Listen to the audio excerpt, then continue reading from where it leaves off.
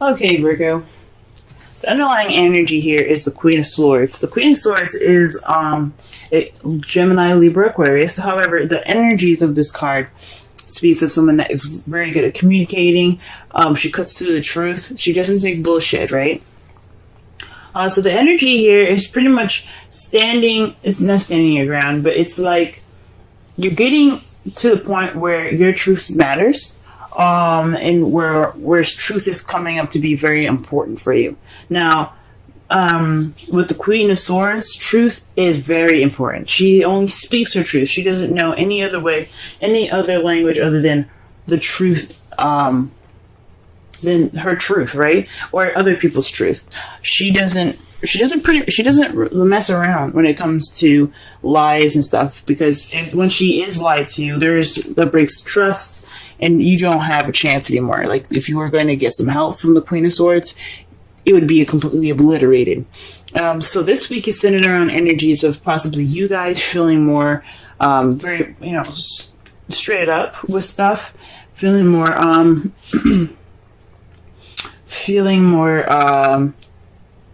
honesty oriented. Possibly this is a more logical and analytical week for you guys. Because things are kind of, you're cutting away at the bullshit this week. This is what it's focusing on. This could be somebody that you're dealing with as an air sign as well. Someone that is, very logical than emotional. But it could very well be you guys, just wanting to get to the truth and only the truth. Now, the heart of the reading, we have the Queen of Swords. The Queen of Swords is someone that is loving, very nurturing, someone that's very intuitive and very in tune to their feelings. They're not very they express it, they feel it, so that's how they are. They express it through their feelings, communicating it sometimes. That's what the Queen of Swords is all about. She's all about communicating and speaking her truth and saying things. Whereas the Queen of Cups, she just acts and she just feels. She doesn't actually act. She just feels those things. She doesn't exactly communicate them. So one thing about the Queen of Cups to remember is that she is all about the feels. She's all about how she feels. She's all about what she is in tune to hearing, which is which is her emotions and her feelings and things. That's why she is very intuitive, and that's why she is a tarot card reader as well. This is a problem circumstance, and is crossed by the Three of Cups. Now, the Three of Cups is all about friendships, communities, support, a network of people. It's a group, right? So this is speaking of possibly, lack of support, maybe. You're not getting that emotional support at this time. The Queen of Cups could also be a male. This is somebody that all the queens that come up. I like to see it as you guys, even male or female. I like to see the queens as you guys. Like, this is something internal, and the kings as external. But it is not always the case. A lot of times, the Queen of Cups could be someone that's a Pisces, Cancer, Scorpio that you're interacting with, and they're not providing enough support for you guys, or you guys are feeling like that partner. Right? You guys, like I said before, this could be you guys being very much in touch with your feelings, and you guys are just dealing with a lack of support possibly right now. You're not really centered around friends. You're kind of possibly being swallowed up by a group. You're kind of hidden in the shadows. You're not getting that support. Right? So that's going on right now. So you guys are not getting that emotional support at this time. The Queen of Cups is also someone that's very romantic as well. So perhaps there isn't any romantic stability. Well, not romantic stability, but there isn't any kind of romantic support as well. The advice given for you guys this week is the Empress. The Empress is the manifestation card. She's also the motherhood card. Because she is the person that takes care. She's the caretaker. She's nurturing. She's very nurturing. She's very patient, like a parent, like a mother would be. I read this for I think it was Aries, but I'm not 100% sure. I read this for another sign, and I said it's time to have patience, as if you were patience with a mother, as if a mother would have patience. There's one thing very prominent about mothers, that they will, they will be patient with their kids, right? I'm not saying to actually be patient, like with anybody else, but be patient with yourself if needed. However, with the rest of this reading, I honestly think this isn't talking about patience. This is talking about manifesting. This is talking about creating. It's starting to create. This is a time for you guys to create something, to manifest and begin something. Okay, she isn't about beginning. She's about, like I said before, giving birth to new ideas, to children, to etc. Right? She is the manifester, because she can just make anything she wants to exist happen. She just gives birth to anything, right? So this is telling me that this is your time to manifest, to give birth to new ideas, to give birth to to the support that you guys want, right? Since that is what you're lacking. But this is the time for you to manifest, to do so, right? This is your opportunity. Go ahead and do so. In the past, you guys had the Tower, so something unexpected came and radically changed your world. The Tower card is it's another universe intervention card, but it's kind of it's definitely not an empty threat here. It's kind of like an ultimatum given by the universe. If you don't do something that you need to do, then that you need to do, then we will help you. We'll help push you in a situation where you have to do the thing that you're supposed to do. It's like, this is the Saturn card. It's kind of like karma here. So Saturn is all about karma and doing what you need to do. He will put your butt in gear. He will make sure you do what you're supposed to do, or he'll help you towards your potential. Some of the time, it's not in a nice way. Okay, and especially with the cards falling up after this, I don't think it was very nice. Sometimes the Tower can surprise you with something wonderful, right? It could be a wonderful surprise because it's unexpected and you don't see it coming. But if it's something that you were supposed to do and you hadn't done it, then there is something. Then it can leave you kind of discombobulated and having to work from the beginning, having to start all over, because as you see here, the people coming out of the Tower, they put a lot of work, and they grew it, they did the work that they needed to do to build a Tower, and then lightning struck, and now they got to start from ground zero. Okay, so that's in the past. So some unexpected change had radically changed your life. In the present, though, you have the Devil. So this is about attachments, addictions, habits, possibly that you feel that you have no control over what you actually do.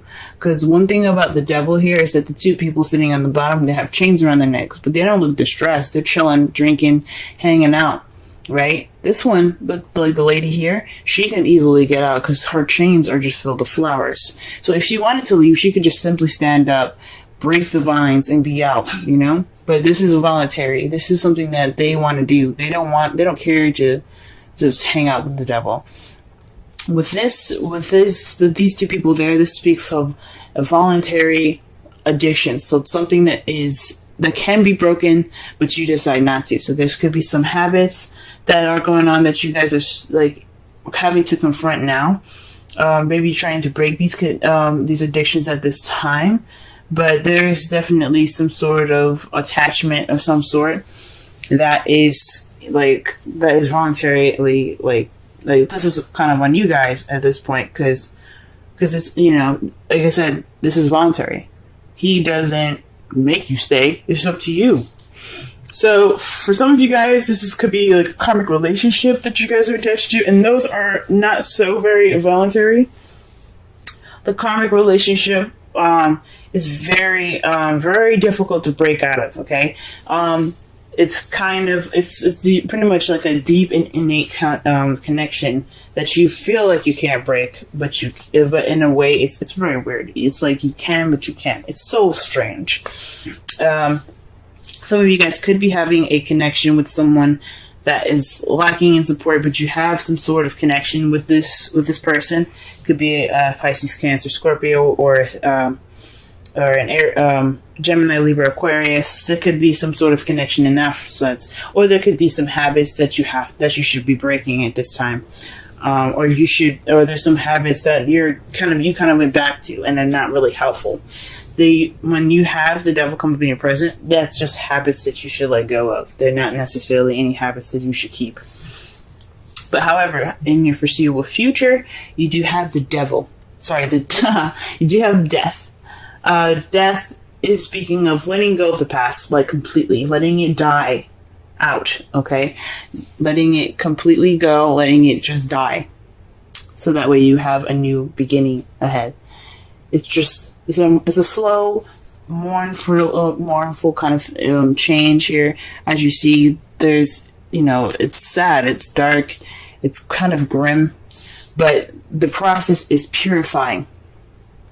What the death is about is Pluto rules death, okay? Pluto is all about purification. So when you see this card, you see yourself in the future purified. So whatever in the past happened is completely died. It's coming. It's going away. It's in the past. You accept it for what it is, and you let it go. And you accept something new. You let the new come to you because you let the past go. If that makes sense. So there's a transitional change here. That is, like I said, it can be very slow. But that's how you guys see. That's how you guys see your foreseeable future. Okay. In your outcome, though, guys, you have the Page of Swords. So this is about speaking your truth, being, it may be tactless about those truths that's going to be said here. There could be a message that's kind of very honest and cut to the chase, not very cushiony, if that makes sense.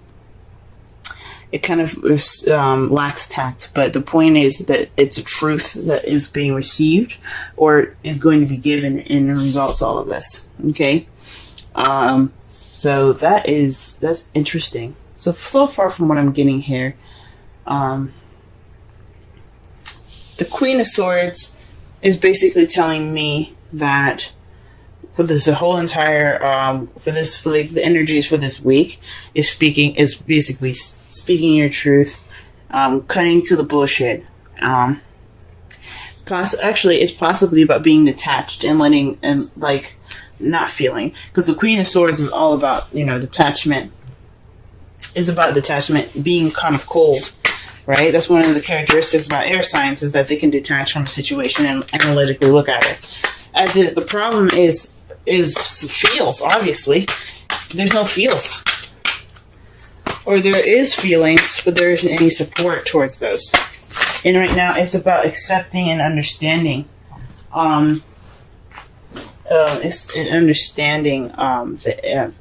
Those feelings, possibly, or being the Empress and being the caretaker, taking care of yourself if this is you and you're single, or taking care of your partner in regards to the feelings. And the Empress is again the manifestation card, so perhaps this is a time for you to manifest romance, right? Express your love. Go ahead and make the romantic gestures. Okay, so this is about expression. Now, the Queen of Swords is excellent about expression because all that is communication, right? She's all about communication, but she's detached as well. The Queen of Cups, she's very romantic. She's all about her feelings, but she lacks expression. Okay, she's very romantic, but she doesn't express that. Okay, because that's what the Queen of Swords is about. So perhaps this is for you. This is a time for you not only to be a caretaker and for yourself, if needed, or for your partner, but this is also a time for you to manifest a romantic support between two people. I don't think this is a third-party relationship at all. because I don't see anything else. I don't see any other card other than the Three of Cups. I don't see this as a third-party relationship. Some of you guys could be dealing with a third-party relationship with the Queen of Cups, but I don't think so, okay? Especially not with the cards coming up here. For your Wisdom Oracle card, you have Serendipity, and this is just speaking about luck being on your side right now, guys. This is a time for you definitely to manifest a romantic support network for yourself, or for you and your lover or your partner, because luck is on your side. This is it's like the Wheel of Fortune. You know, the Wheel of Fortune is about change of luck, and things like that. So with Serendipity, this is saying luck is on your side. You can do whatever you want to do because luck is on your side. Okay, pretty simple, pretty straightforward. So sum up this whole reading, guys. Express your love. Express how you feel. Don't let those things bottle up inside. Create that network of support for yourself and for your love if you guys have a partner. Okay, work on those bad habits so that way you can transition to a more stable, not to more stable, but to a more transitioning and healthy new beginning. Because after death, there's only can be something new.